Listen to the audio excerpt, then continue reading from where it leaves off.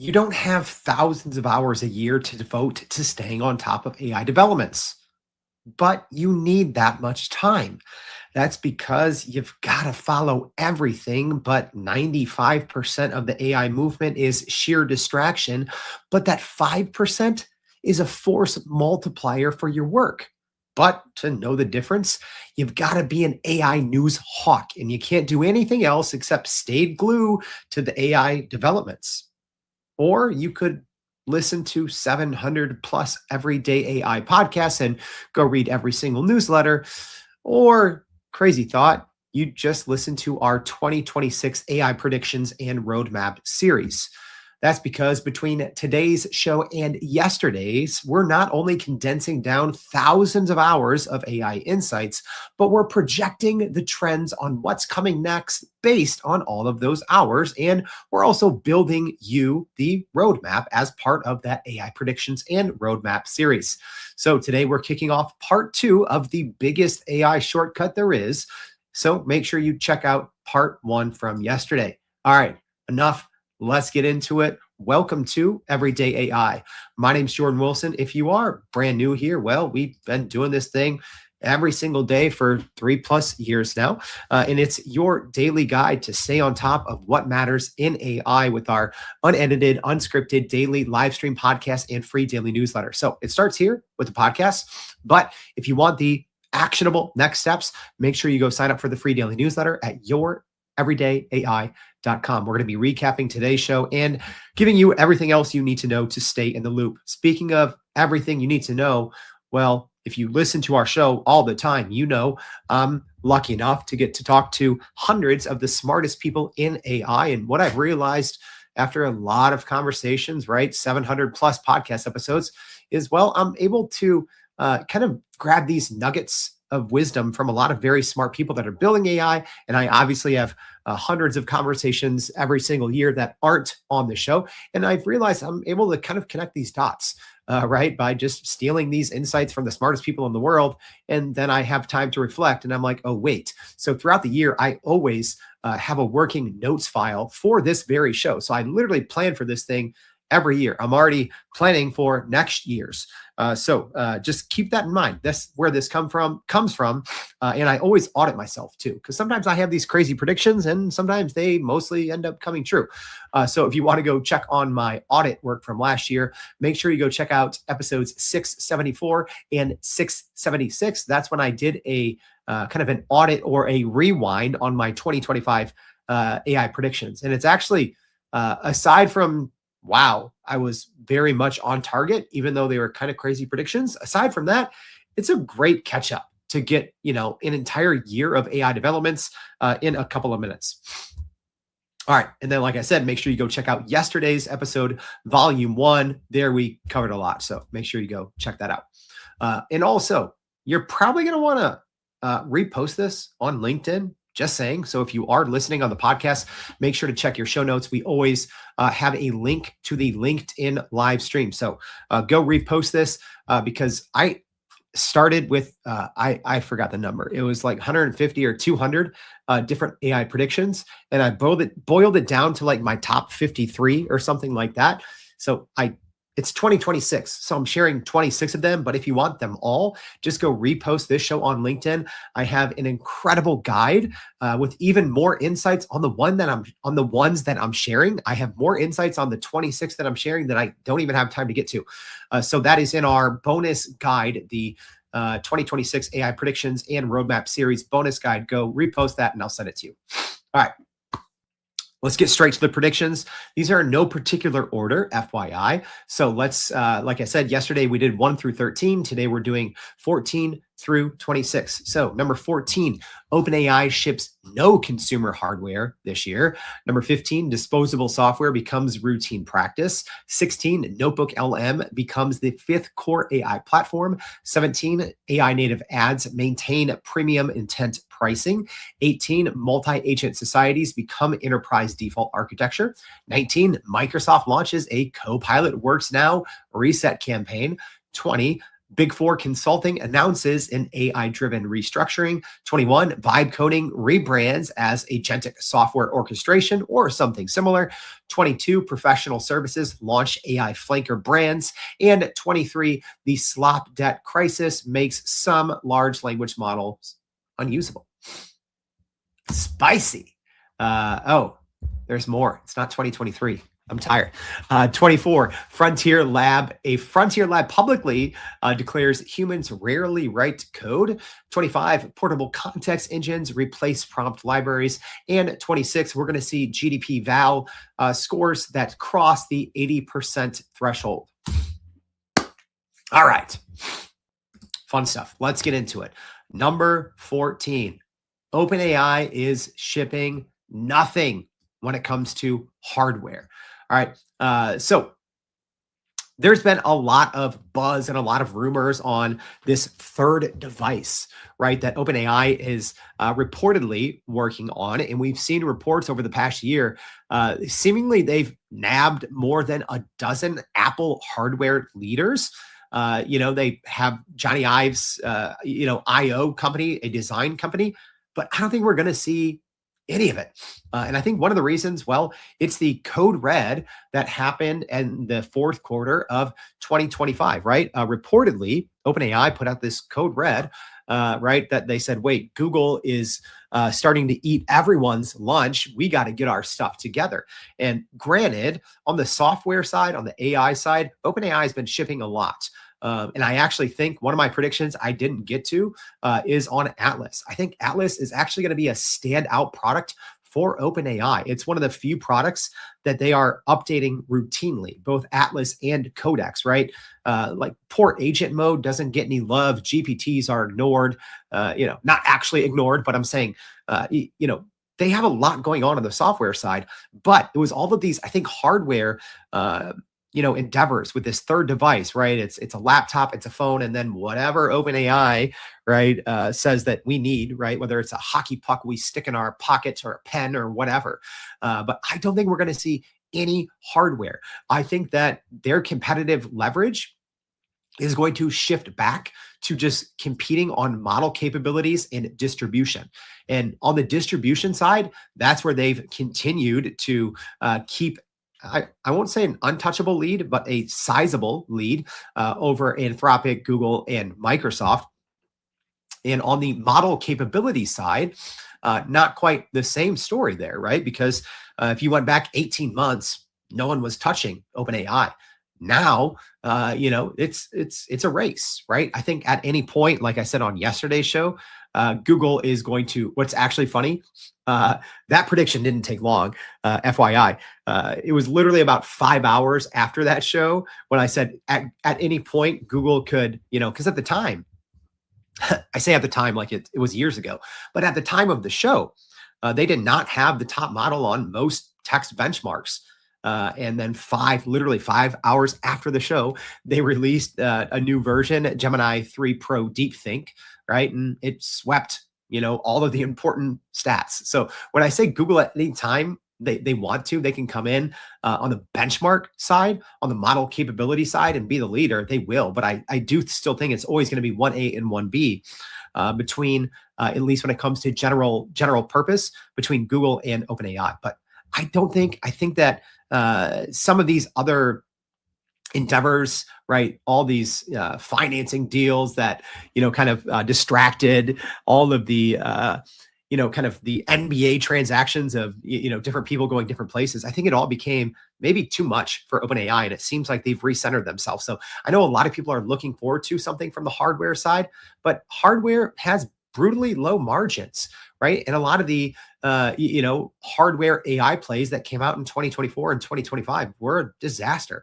And maybe that's a signal that the consumer industry isn't quite ready for that at scale, right? And, maybe they want to be the electricity company and not the toaster company. All right. Next one, 15. Disposable software becomes a routine practice. So here's the prediction. In 2026, enterprises are going to regularly build and then discard short-lived applications created for specific one-time tasks, right? I think teams are just going to create fully working software tools for certain campaigns, for certain migrations. But I think the life cycle for some software is going to go from years to weeks, right? I think that government governance is going to have to adapt to that kind of sprawl as well. But I think these disposable patterns are going to become standardized, right? I think, let me tell you this. I don't think people are going to believe me, but I've always been a software nut.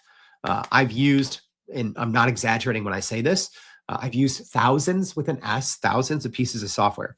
Um, at all times now, for the most part, when I'm doing this show, I have uh, software being written for me, right? Like right now, I literally let me see if I have both Codex and Claude Code. Yeah, I have Codex and Claude Code right now writing software for me. At this point, for me right now, I don't think it's disposable for me. I think it will end up being semi-disposable. But think of how a lot of software has worked traditionally. Sometimes you spend so much time scoping it. You sign up for all these trials, and then you find like you end up making concessions, and you're like, okay, well, we actually just needed these three features, but you got to pay $500 a month, and you get all these other things that we don't necessarily want. So then you spend time saying like, okay, well, what's going to be worth it? We have to buy it, even though we only need 3 out of the 10 features that everyone's offering. So we got to buy the other 7. So which of the other 7 can we put into place? We got to test it out, right? Versus now, I mean, my gosh, I've been talking about this now for 2 minutes. You could have already built a simple version of at least one of those 3 features that you need. So I do think that we are going to be coming into this disposable software series. And whatever anyone says, right? I've seen some things on the internet pick up steam lately, right? Everyone's like, oh, vibe coding's great, but you end up going back and forth with whatever models for hours or days. I mean, if you're trying to build $1 billion company, like, of course, if you need something that solves an annoying task that you do over and over, or if you're just trying to use some terminology that I go to sometimes, right? Duct tape. I say sometimes humans are the duct tape between AI, right? But you can build duct tape disposable apps with AI fairly quickly. It's funny. I typed into Codex earlier today, an idea for an app, and then I went upstairs and got a drink. I came down, it was done, right? Was it perfect? No. Was it working? Yes. It was something I was paying, $10 a month for. So, I do think people, when we talk about vibe coded software, the de facto response to everyone in the enterprise is, everyone's like, oh, well, what, you think your company's going to, vibe code Salesforce? It's like, no, absolutely not. Right. But think of maybe how many, Salesforce adjacent products people might have, right? Or plugins that people pay for, right? I remember paying a lot of money for different plugins that work alongside different types of software. I think it's things like that, or pieces of software that you used to use that are no longer supported, like I said, or hey, we have these five pieces of software. This is, I think, is going to have the real enterprise utility in the long run. When you have expensive software that you're actually using, multiple pieces, and you're going to create, a version of just what you need, right? If you're only using 20%, but you're overpaying the 80% for 5 pieces, at that point, it is worth, putting a couple months of vibe coded development if it ends up safe, right? Especially if you're paying per seat, right? A lot of people, they're software debt. So not their software utility, what they're actually getting out of it, but their software debt is in the millions of dollars. So yes, disposable software is going to become a thing. I think enterprise vibe coded software, it will still happen. It's already happening, but I don't think that's going to be a norm. But I think if you're listening to this show, come talk to me next year.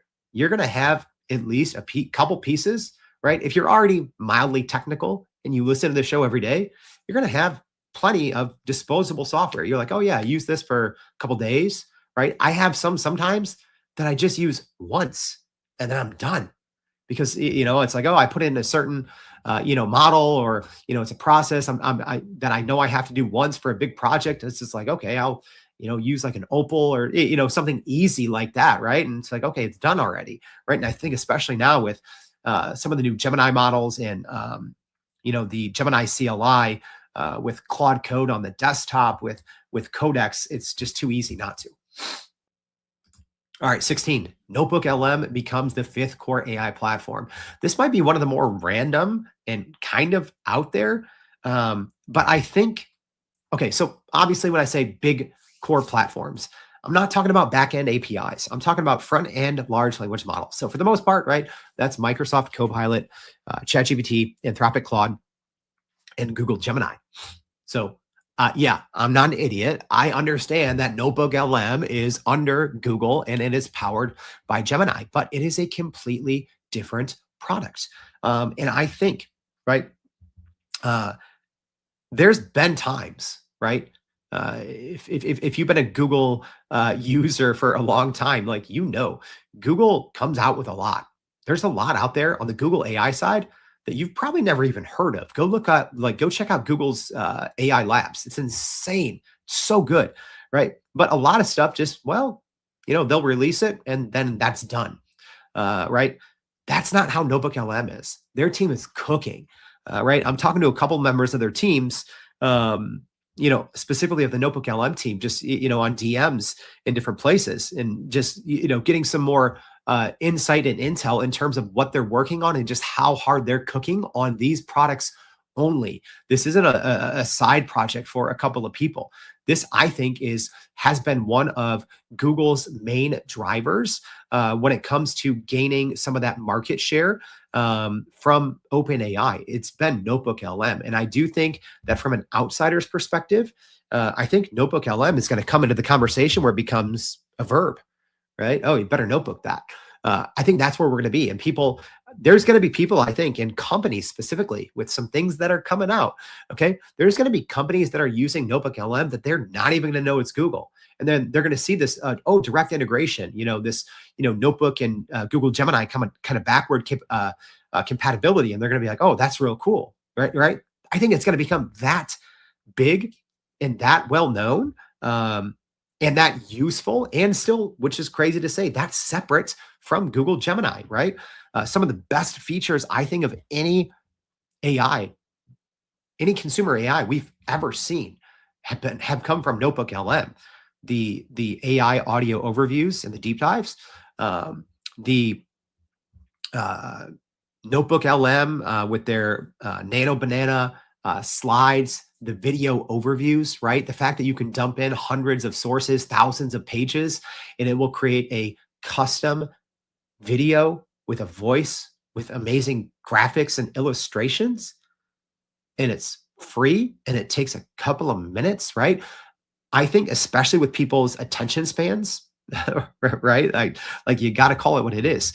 I was actually one of my podcast episodes this year talking to a chief evangelist, Richard from Google. He had this little line that stuck with me. He said, demos over memos, right? I think memos in general they're going to die, right? And I think, unfortunately, as a former journalist, this hurts me to say, the power of just the written word, I think, is losing traction. And what do most large language models excel at, right? Aside from code, right? It's the written word. Ultimately, I think what people care about, what is going to engage them, is what we're seeing out of Notebook LM, which I think is going to be one of the key factors that leads to its rise. That is the multimodality, the personalization, customization at scale, right? To consume information in a way that feels very personal and relatable, but also extremely high quality. All right. Next, 17, AI native ads are going to maintain their premium intent pricing. So here is the prediction on that. So I'm going to say, well, through 2026, but also 2027, ads embedded in AI assistants are going to command structurally higher CPMs due to explicit user intent. This one, y'all, yeah, going to be big. The key player here is obviously ChatGPT. They just started testing publicly testing ads this week. So it's very fresh. But again, going into my background, right? I've been in different MarTech comms positions over the last 20 years, but I remember working on Google Ads campaigns, uh, 15, 16 years ago. Um, what's going to be possible from a brand perspective? It is almost unfathomable, right? I mean, we'll see. I think OpenAI has a lot of work to do to give the type of advertising tools that you have from like Google Ads, right? But the level of intent that brands and advertisers will be able to tap into, right? Because I mean, big companies spend millions of dollars a month burning it just to learn more about who is clicking their ads and who is buying their products, right? That is going to flip. That is going to flip. And so what happens? You're not going to have to, show an ad to 1,000 people that you think are interested just to get the 50 people that are interested, right? Because it's going to be completely different. Because now those 50 people, ChatGPT is going to know instantly because people tell ChatGPT everything, right? Everyone treats ChatGPT like their personal life coach, their therapist, their business advisor, all those things. You don't treat Google search like that, right? You don't treat Facebook like that, or Meta, or whatever the kids are on this day, TikTok, Snapchat. Snapchat's still around. You share psychological intent with a ChatGPT. You share keywords with a Google search. And I think what that is going to be is a huge premium that companies are going to end up paying to ChatGPT. I think to OpenAI. I think in the early time, it's the CPMs, right? The cost per milli, or right, essentially the cost that you pay per impression. That's how OpenAI is going to be doing it first, by impression, not through different attribution going all the way through and checking out and buying something. Although I think that they will offer that in the long run, but they have to, I think, get some data on that first. But I think people are going to end up paying early, maybe double of what you might be paying from other platforms, just from an impressions standpoint. But I think in the long run, when they're able to offer more than impressions, people are going to pay a lot more and they're going to be happy with it. They're going to be extremely happy with it because it is going to allow brands to go to market so much faster, right? Startups, new companies expanding into new markets with new service offerings. You're going to be able to do it like that. You're not like, there's always been this, advertising funnel. You have to have your cold, your prospecting, your medium, your hot buyers, right? It's not going to be like that anymore. You're just going to have buyers instantly, and you're not going to have to build all these funnels because, well, ChatGPT is going to be the new funnel, and it is going to command premium pricing. Number 18, multi-agent societies become the enterprise default architecture. So the prediction is by the fourth quarter of 2026, all right, giving myself a little bit of time, most serious AI deployments at the enterprise level are going to involve coordinated teams of specialized agents rather than just single assistants. So here's what it's going to look like. One agent's going to plan, another will execute, a third will verify, right? And this essentially mirrors how human teams are already functioning, right? And I think that's one of the reasons why, agents didn't really take off in 2025 because people were looking at a single agent. But I think agents are going to be societies. Agents are going to be sub-agents, like we talked about on yesterday's show. There's going to be agent-to-agent commerce. There's going to be agents that are negotiating with other agents without real human oversight, right? But I do think that eventually, at least for forward-leaning enterprises, I'm not saying every enterprise, but AI-native forward-leaning enterprises are going to be doing this. right? So a user-facing example might be something like, build me a quarterly sales report, and then behind the scenes, the planner agent breaks it down. They grab your data from Salesforce, a chart from Tableau, two-paragraph summary. They assign subtasks, then the executor, does them. Then a verifier checks numbers before anything. Then a team of design agents take it over from there. Then they say, okay, we need to design a deck, but in the deck, we need a couple charts. Let's give that to the data visualization agents, right? That's how it's going to be. It is going to be a society of agents that work together. And like I said on yesterday's show, it's going to be I think future of work is going to be the burger. Humans are the buns, we're the front end, the back end, but the juicy stuff, the real meat of the work is going to be the agents or a society of agents, right? We are the plain kind of boring bun. We give the tasks, we check it on the back end, we hold it together, right? But the actual meat of what is going to get done, someone start using that. I just made that up, I think yesterday, and then I took it a little bit further today. Yeah, can that be the next vibe coding? Right? I don't know, the agent burger. But that's what it's going to be. And I think that you've already started to see this, right? If you've used in the last week, because a lot of this is new, right? If you've used the new Claude Opus 4.6 in Claude Code, which I have doing now, that's what's happening already, right? Sometimes the quote unquote agent you're talking to will do something on its own. Sometimes if you give it a much more robust task, it's going to assign a team of agents. One thing I'm playing around with right now is how much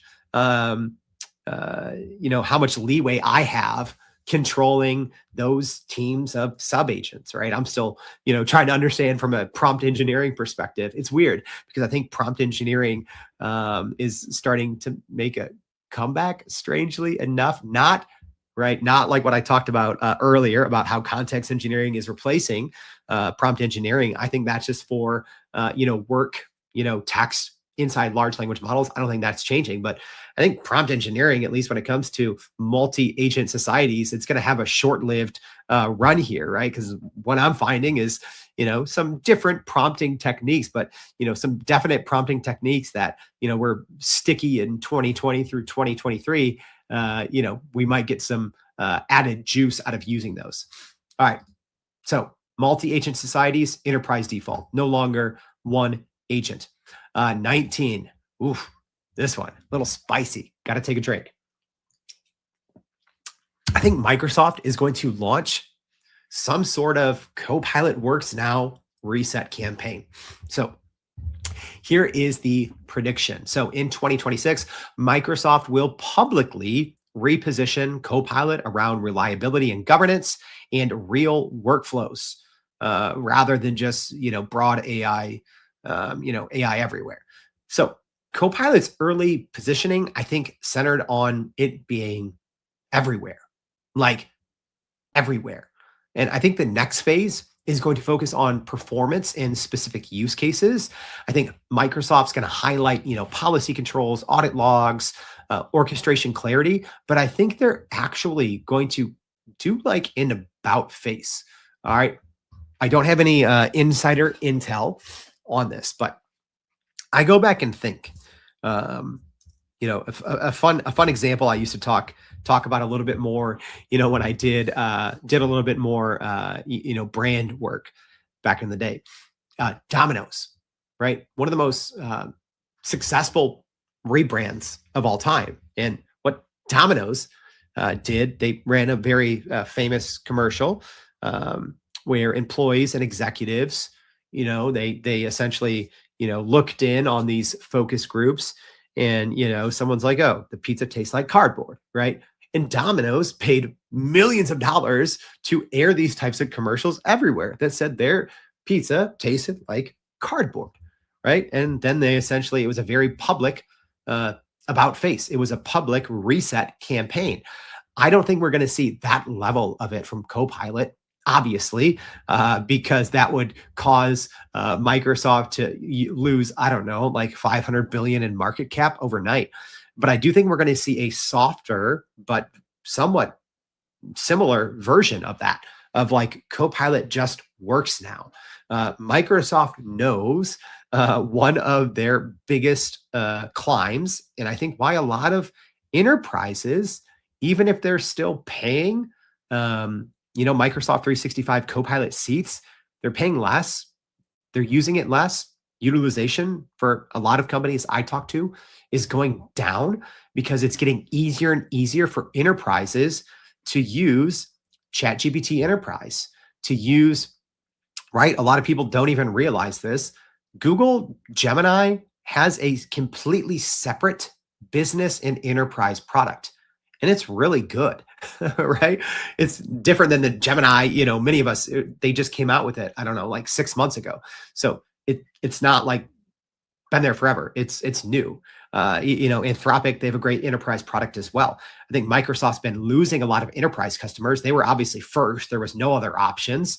It was the enterprise option, or if you wanted, you either had to, rag it, build your pipeline, spend, 6, 7, 8 figures, or you had to say, all right, well, we're just going to go in this this consumer large language model, because there was no choice really until 2025, when OpenAI got serious about the enterprise. So did Claude.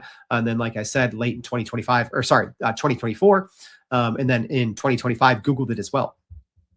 But we've seen a lot of reports out of Microsoft, right, where its CEO, Satya Nadella, reportedly said, like, hey, if we don't change, we're going to get gobbled up, right? One of the biggest companies in the world said, if we don't change, we're going to get gobbled up. And again, according to reports, the CEO, Satya Nadella, is in a somewhat product management role, not actually, right? But he's getting his hands on the Copilot product, which is not normal. It is not normal for a CEO from one of the world's largest companies to get involved in product. And he is, which is one of the reasons why I think Microsoft might come out with some sort of marketing messaging about how Copilot just works now. It's easier, right? I've talked to literally countless people. Even when I'm at Microsoft conferences, I'm always, just a fly on the wall talking to people. And, so many people are just like, hey, like when Copilot works, it's great. But the majority of our people can't get it to work. They don't know where it is. They don't have access, right? One thing about ChatGPT, where it is. It's easy to get access, right? You go to chatgpt.com. If you have the enterprise version, you have instant access to everything. Copilot is a little hard, right? Because you can do the same thing in like 9 different places, and you could complete the same task in 9 different places, but your team might only be in 3 of those places, and in another 3 of those places, maybe you don't have access to all the folders that you do in other places, right? It can be a sticky spider web of access. So I do think Microsoft maybe simplifies Copilot a little bit in terms of usability and reliability, and just simplifies its messaging on it just works now. We'll see. Actually, right, this is one of those like swing for the fences, because no one's saying this. It is kind of random, but once I saw that story of Satya Nadella working on Copilot, I'm like, okay, how are they going to respond? Something's going to change. We also know that Microsoft is, working on their own models now that, their agreement with OpenAI has changed a little bit. So they're going to be pushing out their frontier models as well, which I think is only going to, it's going to help them in the long run. Obviously, Microsoft has so many other things going on than just Microsoft Copilot, even on the AI side. But I do think that we are going to see some sort of about face effort from Microsoft, essentially admitting without admitting that it's been hard to use Copilot. 20, the Big Four consulting announces AI-driven restructuring. So here is the prediction. In 2026, at least one Big Four firm publicly announces major restructuring, citing AI efficiency gains. So here's what I mean by major AI restructuring. We've already seen from Big Four consulting companies, and I called this last year, layoffs en masse, right? There's been multiple cases of 10,000 plus employee layoffs at the big four over the past year or so. This is different. I think one of the big four consulting companies is going to essentially, similarly to how I talked about Microsoft doing an about face. I think they're going to publicly say knowledge work has changed, so we're changing too.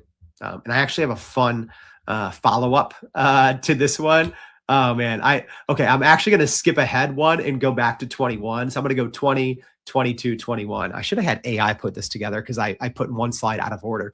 But I think that essentially it's a pyramid model, right? Not a pyramid scheme, but consulting is a pyramid model, right? You hire junior associates, you charge high rates for their grunt work, and then, well, agents are doing that grunt work, and studies and benchmarks show they do it better than junior associates.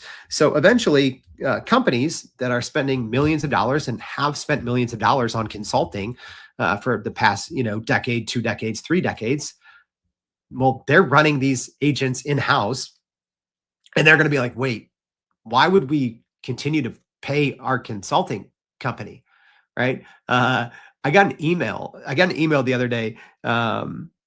I forgot the exact amount, but someone said, oh, I was, going to pay a consulting company, 80 grand for this project, and, accidentally did it myself. Not accidentally, but I did it myself in an hour. And the output was better than what they, projected, right? You're seeing stories like that all the time, right? But when it's small little things, it doesn't matter. When it's big enterprise companies, it's going to matter.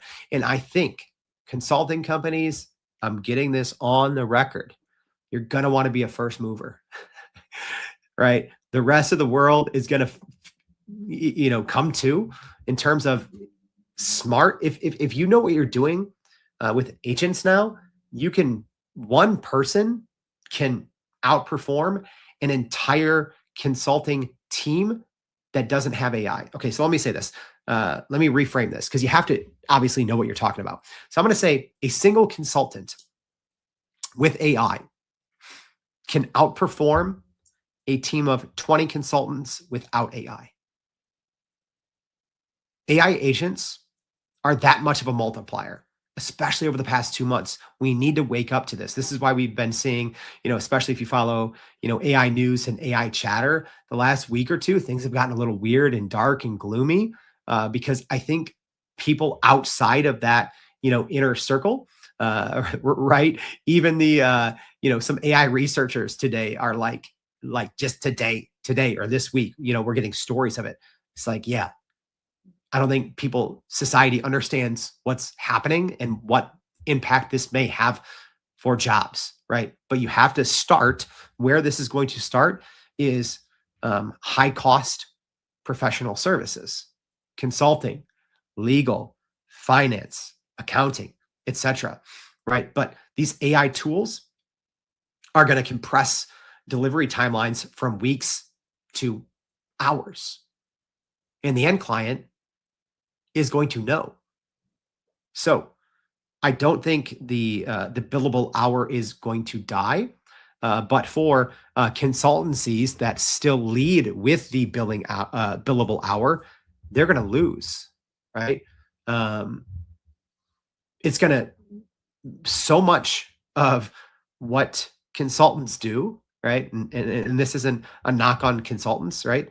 But you read and ingest information, you synthesize it, you personalize it for your client, your market, your competitive viewpoint, and then you create some output, some deliverable, right? A PowerPoint and spreadsheets. The models over the last 3 months do that. All of those steps in less than 1% of the time. Quality wise, can you one shot it? Right? I don't know. If you have a former consultant at the keyboard, I think yes, right? The PowerPoints aren't the prettiest, but if you're using a design skill, they're way better than what a junior would do. They're way better than a template. So yes, the consulting industry is going to get absolutely rocked. And one of the four is going to admit to it, and they're going to restructure, maybe not an entire company, because we're talking in some cases hundreds of thousands of employees, but they are going to publicly restructure how they work, and they're going to have to. All right. And now I'm going to skip from 20 to 22 because this is related. But we're going to see professional services launch what I'm calling AI flanker brands. All right. Here's what this is. So you have Verizon Wireless, right? Not cheap. And then you have what is it? I think Straight Talk, right? I have to, AI mode this as I'm going live here. I believe it's that. Yes. So Straight Talk is owned by Verizon, and it is just Verizon's services, right? You are paying for the same thing, right? But you're paying less on Straight Talk. It's essentially, what you could call a flanker brand. And I think we're going to see that from major professional services. So the prediction here is by late 2026, major professional services firms are going to introduce lower cost AI driven service lines to preempt the disruption that's coming. Think about it. Firms right now, they segment by complexity and risk. So lower tier services become semi-automated, and premium advisory can still remain human heavy. And that's where I think the brand separation is going to preserve the pricing power. But cannibalizing or the cannibalization is going to become a defensive strategy, right? Companies are going to create essentially these little flanker brands. They're not going to put their name on it, just like Verizon doesn't, necessarily slap their name on Straight Talk. They're like, here's our low cost offering, right? We're not going to give it the same marketing and maybe not the same customer service. Companies are going to do this. I wouldn't be surprised if it's already happening. I haven't seen any stories of it, right? And I'm not saying it's going to be, Deloitte or PwC or, whatever the world's biggest law firm is, but it's going to be some of the bigger ones. They're going to do this because they're going to have to, because these AI native brands for professional services, high price professional services, I mean, we've already seen it. Look at like Harvey, right? What they're doing in the legal side. There's a couple of them, doing it on the health side. They're going to be eating up the middle, right? The big, they're untouchable, right? These losses for the next year or two are going to be a line item. The small ones, they'll be fine because they're small enough to adjust. But the middle, they're going to get eaten up by some of these flanker brands. So some of these companies are just going to have to create them. So it's kind of like a budget airline, lower cost, semi-automated, but it's like consulting light, but powered by AI. So I think clients are going to increasingly start demanding transparency because, like I said, maybe in 2023, 2024, clients were none the wiser. And then in 2025, maybe they started questioning like, hey, how are you using AI, right? How is this affecting billable hours? Right. When I hired, my attorney for Everyday AI, the first questions I asked the attorneys, how are you using AI and how are you billing me for it? And then I gave them advice and I'm like, okay, well, that's good. That's not. Right. But clients are going to know. So you can no longer, charge, $250,000 in research, right? Oh yeah. We got to scope this project out and become acclimated, with your industry and, do all these interviews and reviews and no, an agent now does that and it's going to cost, $14 and it's going to run for 3 days overnight. And then it's going to deliver it all to you, all the answers, right? Not having to waste that 95%. No, here's the 5% that matters brought to you by an agent. And that costs you $14. Why are clients going to continue to pay $250,000 for that? No, someone's going to say, all right, well, we're going to sell this for, $500 and we're going to give it to everyone. Right. And then these companies are going to be like, okay, we need one of these companies. We need an AI native that takes our skill sets, that takes our IP, our expertise, repackage it and get it out the door. All right, now I'm going to go back one. 21 was vibe coding gets a rebrand. Yeah, a lot of rebranding here, shifting around. It's going to happen. I think it's going to be called, all right, I might not get this word right, this phrase, but maybe something like agentic software orchestration.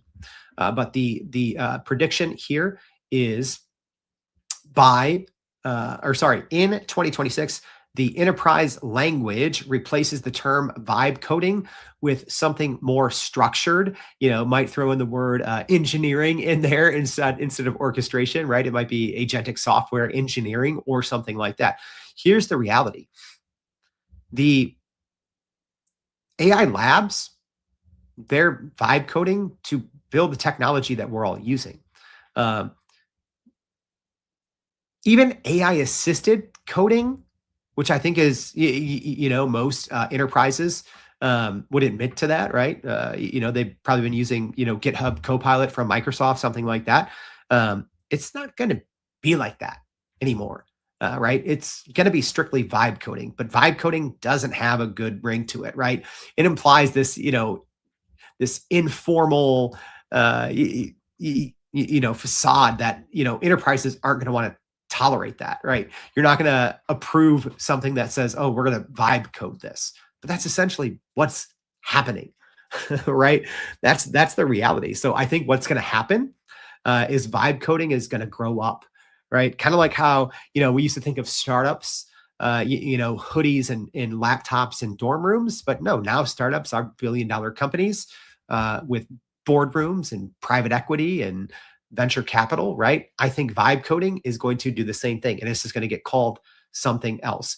But I think that the job of vibe coding is shifting from laying bricks to supervising the bricklaying machines, right? Like I said, even right now, I'm technically vibe. I'm much more obviously in the true vibe coding, right? But if someone has software engineering experience, what they do is not vibe coding anymore, right? Vibe coding is you're playing around, you're tinkering, and oh, look at that, I have a working app. Cool.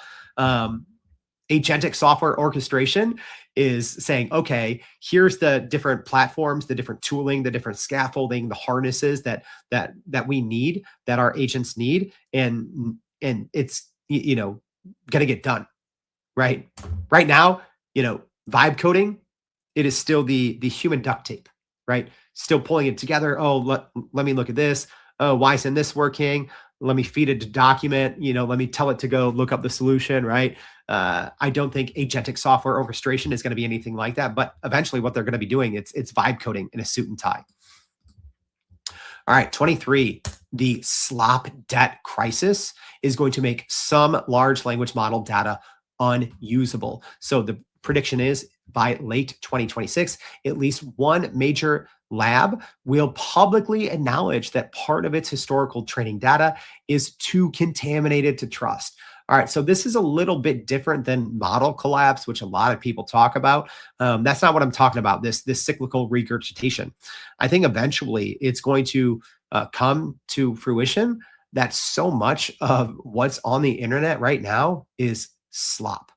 Right. So what do I mean when I talk about slop debt? I think that there's going to be so much extra human time needed to weed out AI slop from training data, right? So how training data works, the very oversimplified, maybe 95% accurate version is, essentially every single big AI lab scrapes the internet. They do have paid partnerships now. There's offline and online data sets, but everyone uses the same data sets and they're extremely large. And there's good stuff in there. There's bad stuff in there. There's, novel ideas and inventions waiting to be connected. And then there's, racist, homophobic, terrible things in there as well. So humans have to go through and take the bad stuff out. They have to train the model on, hey, when someone asks about XYZ, here's what it means, right? But now so much of that training data is slop, right? Back in, when OpenAI, in, the early transformer days, 2015, 2016, 2017, when a lot of these models, the foundation of them was being built, there wasn't AI slop out there. Now there is, and it's bad and it's inaccurate. That's the thing. When I'm saying AI slop, I'm not even saying, oh, look at all these M dashes and so many delves. Oh my gosh, we're diving in delves. No, I'm talking about information that is just not accurate, but it looks accurate, right? It is misinformation and disinformation dressed up on a blog post on an enterprise website that no one has an idea. And I think it is going to cause uh, silent chaos. And I think that a big AI lab is going to have to say, yeah, we have a problem here with this internet thing. It is contaminated beyond repair. It's like, making a copy of a copy of a copy of a copy of something, right? And then eventually you can't see what it is. And someone just decided, oh, I'm going to fill it in with marker and no one checked it. And then they just keep copying, but knowing now it's not accurate anymore because someone just filled it in. It's not even words anymore. It's alphabet soup gibberish. All right, three more. 24. A frontier lab is going to publicly declare humans rarely write code. All right, caveat on this one, but I do think that at least one major AI lab executive states that AI now writes the majority of internal production code. So this has kind of already started to happen, but here's the thing. Claude Code is a great example. The creator of Claude Code from Anthropic said, I believe in December on Twitter that, I think, in that month that he wrote zero code. Okay. That's a difference between one individual saying, hey, I don't write code anymore. That's one individual, going into one product. How many people at Anthropic are writing code? Thousands, right? And I would still assume that there's a good overwhelming majority that are still writing some code from hand, right? Maybe it's only 1%, 2%, 20%. I don't know, but I'm guessing a majority of people, even at the big AI labs, are doing still a little bit by hand. I think by the end of the year, it's not going to happen anymore. The jump that we saw from quarter 3, 2025 to quarter 4, 2025, in terms of what was capable, not even just talking about SWE bench, terminal bench, all these, coding benchmarks, but just what was possible with code now, it's weird.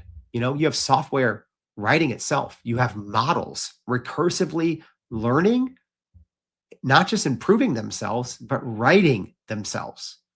That's what's happening now. All right. That's why things are starting to get a little weird. We're starting to get some glimpses, some of our first official glimpses of, hey, this is groundwork for artificial super intelligence, right? When models are improving themselves and humans are no longer hands on keyboard, right? Humans are just like, cool, good job, model. That's where we're getting. And I think that the statement when it comes is going to be controversial. Engineers are going to push back on the nuance. They're going to say, oh, yes, but CFOs in the enterprise are going to amplify that messages, and competitors are going to echo it as well. In enterprises, it's going to take a little bit while to follow suit, but at least one major AI lab is going to say, we don't write code by hand anymore, which is going to be wild, but I do think it's going to happen. All right. 25. Portable context engines are going to replace prompt libraries. Here's what I mean. In 2026, organizations are going to standardize portable versioned context engines that travel across AI tools. So think back to prompt libraries, right? You might have a Chrome extension or something like that. Great one out there, AIPRM. That you can just plug into different large language models. Oh, here's all, my saved prompts with placeholders. Me, I'm not a fan of saved prompts. However, prompt libraries are brittle. What I mean by that is they can break easily. One small update and I'm not saying like, oh, going from GPT-4 to GPT-5. No, I'm saying, do you know that GPT-5 Instant was updated 2 days ago and it changed a lot? And that's the model that hundreds of millions of people use. Did you know that, dear listener? No, probably not, unless you read our newsletter. Then you did read it, right? But if you had an entire prompt library, right, it could have no longer work. Context engines, different. Context engines are modular, version controlled, and auditable.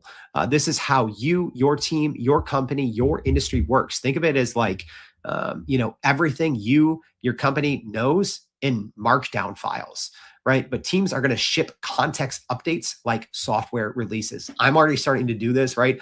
I have my different markdown files for different things, and I'm updating them at all times. And whether I'm working in Claude Code or I'm working, something, toying around with anti-gravity from Google or Codex, I'm constantly keeping these markdown files up to date. So I'm putting this into practice, even though I'm, part of a very small team, right? I'm doing this myself, but I think that the kind of the MCP formalizes how these tools and contexts are going to connect to the models.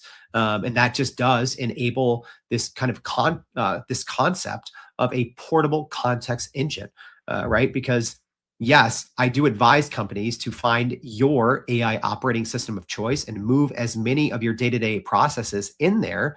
However, there's always going to be instances where you're going to be wanting to use multiple models for whatever reason. All right, in our very last, here we go, prediction 26. This is not technically about AGI, right? Artificial general intelligence. And that's how I ended last year's show. And I don't care what you say.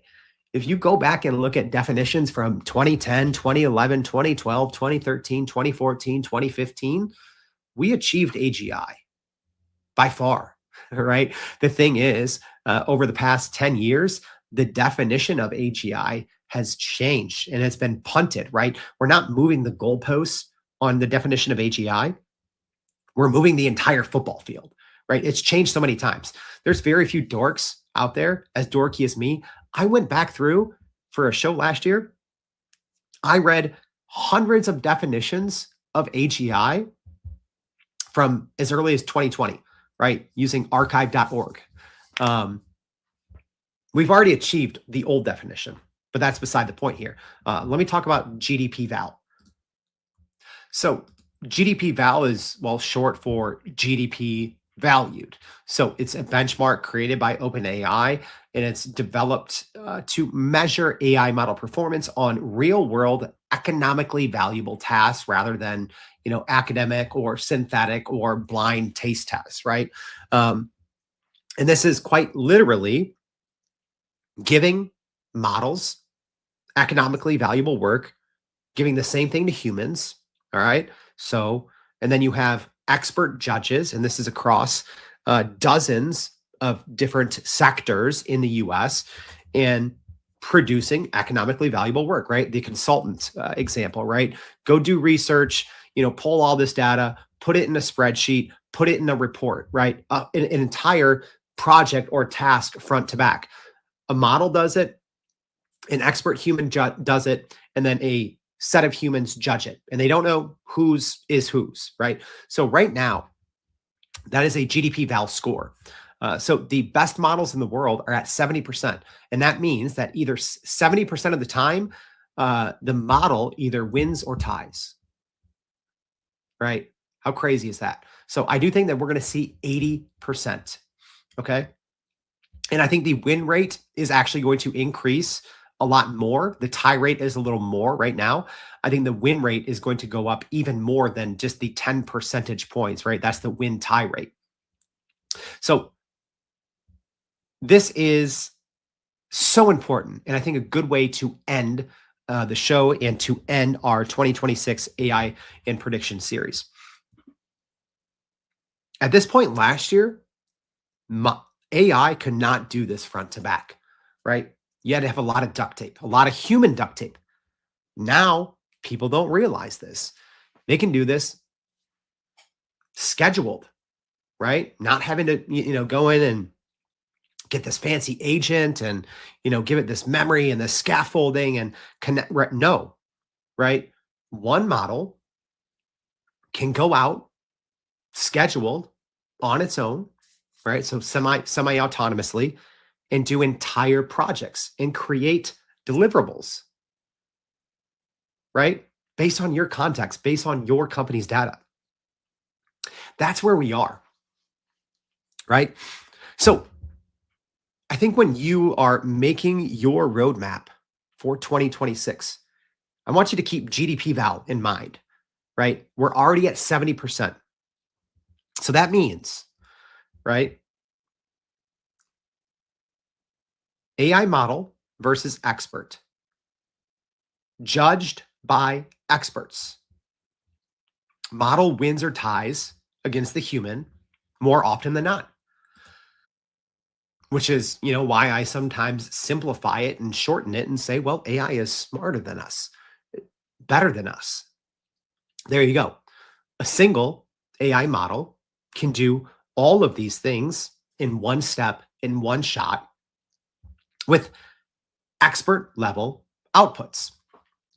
So, what does this mean for 2026? Right? I gave you, yes, some of them, are kind of fun, off the wall predictions, but I hope this is laying out a roadmap.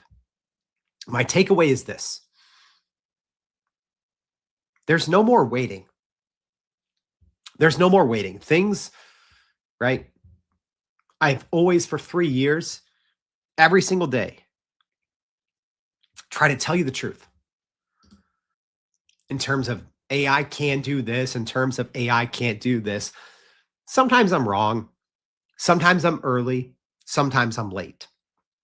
But that's why I do this. I put it all out there for you.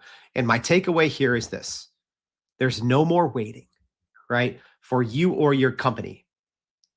Companies that are still trying to reskill or upskill are going to die, right? I'm not saying you're going to go out of business, but you're going to start a slow death.